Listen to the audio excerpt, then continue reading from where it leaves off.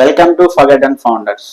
మీకు triple R సినిమాలో ఎత్తరా జెండా సాంగ్లో తిరుగులేని కోడి తిరువన్నమలై కోడి అని ఉంటుంది కదా, ఆయన ఎవరో తెలుసా?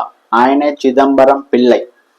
మన భారతదేశంలో ఫస్ట్ టైం బ్రిటిష్ వాళ్ళకి ఆపోజిట్గా మన మన తమిళనాడులోని పెరంబదూర్ నుంచి శ్రీలంకకి షిప్ కంపెనీ నడిపిన మొట్టమొదటి వ్యక్తి ఈయనే, చిదంబరం పిల్లై.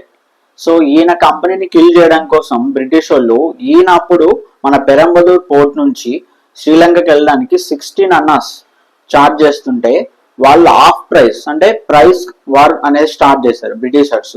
సో ఆయన బ్రిటిషర్స్ వాళ్ళు 8 అన్నాకే స్టార్ట్ చేశారు.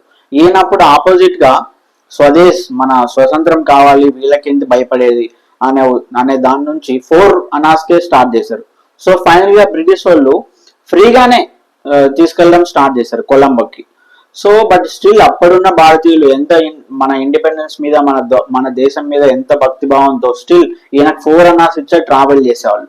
సో ఈ వార్ గేమ్ ఈ ప్రైజ్ వార్ లో గెలవలేమని చెప్పి ఫైనల్ గా ఆయన్ని 40 years జైల్లో కూడా బ్రిటిషర్స్ చేశారనమాట, జైలు చేసేసారు కంప్లీట్ గా. సో ఈయన గురించి ఫుల్ వీడియో కావాలంటే please like, subscribe and share it. Thank you very much.